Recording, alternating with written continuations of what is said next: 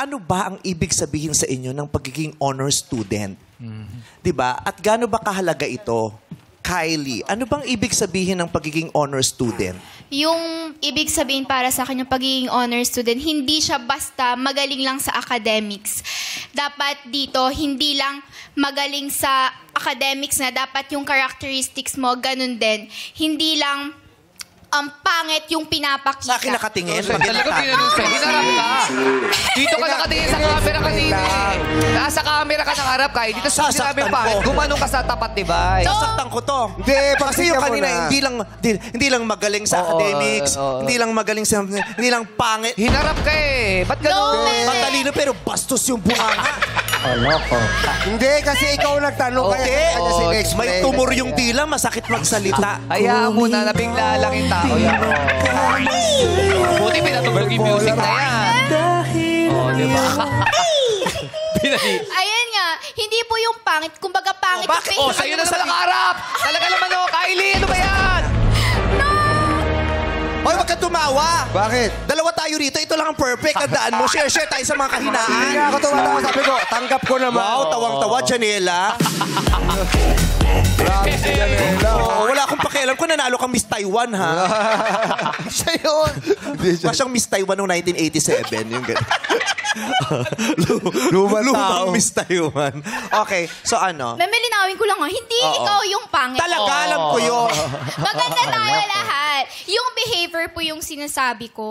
Kasi pagdating sa behavior, hindi lang dapat, hindi yung basta-bastos, like kailangan marespeto ka. Kung sa'yo sinabi.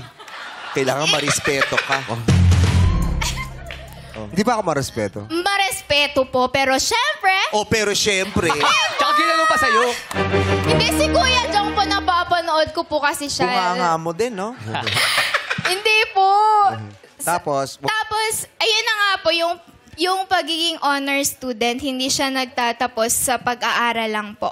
Kumbaga, hindi siya basta honor student ka, magaling ka kaagad. Anong Hindi po aasahan ganun. namin sa inyo? Aasahan po as a honor student na kami ang magpapatuloy. Kumbaga, kung pangit yung sistema ngayon, maaaring kami ang maging tulay para maging maganda ang sistema natin ngayon. Aasahan namin kayo. Yes po. Mukhang maganda ang nakikita kong kinabukasan sa bata to. Mahusay. Mukhang, at saka pasensya na, pero kayo talaga ang magtutuwid ng mga Yes, ng mga meme. maling choices ng mga naunang henerasyon sa inyo. Yes. Pasensya na, pero para sa inyo din yun. Di ba? Yes. Kailangan magtuwid Yes. at maitama. Pero Totoo mukhang po. maganda naman ang mga choices nito. Nag-aral lang mahusay. Anong kurso mo? Bachelor of Science in Tourism Management po. Anong distinction na nakuha mo? Cum laude po. Ngayon nagtatrabaho ka na? Yes po, Saan ka nagtatrabaho? Sa isang fast food chain po. Saang fast food yan? Meme. Basta. Anong basta? Ikaw po ang endorser, which... ay! Grabe. Sabihin mo, bigyan na nga ng pagkakataon. Ayaw ka sabihin. Diyos ko, ba't ayaw mo sabihin? Wendy's ba to? Sabihin mo, McDo? Wiset? Meme! Nilidiin ko na eh. Mahina yung alam ko. Diba? Sorry po. Nilidiin ko na, inihatid ko na. Mahina ang pick-up. Alam mo, Kylie, dapat kasi tinutumbok mo agad yung sagot kasi ang dami mong nasasagasaan muna. Hindi, kasi Sorry kanina, po. yung sa pangit, madali mo sinasabi. Pero yung sa Tapos nagtatrabaho, pinuri-puri ko para maganda yung dulo. Ang punch Yung dulo. Saan ka nagtatrabaho? Tapos sasabihin niya biglang, sa isang fast food. Meme. Ba't hindi mo masabi? Wala ka bang lisensya? Ano ba? Sasabihin ko Take two, po. take two. Okay, nagwo-work po Huwag ako. ka anong hockey? Kapangpanga ka? Kamag-anak ka nito? Hockey? Nung pumapasok ka, kailangan mo ng Heidi? Dahil no Heidi, no Henry. Sorry po. Saan ba yan? Saan? McDonald's. Ayun! Mali! Ang tagal bitawan eh.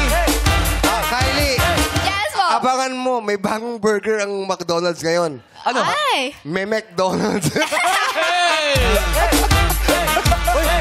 Mo baka mag-next month? Ganon. Okay, God bless you. Maraming Trabaho ka ng salamat, Meme. mabuti dyan. Malay mo, Yes next po. month, mascot ka na.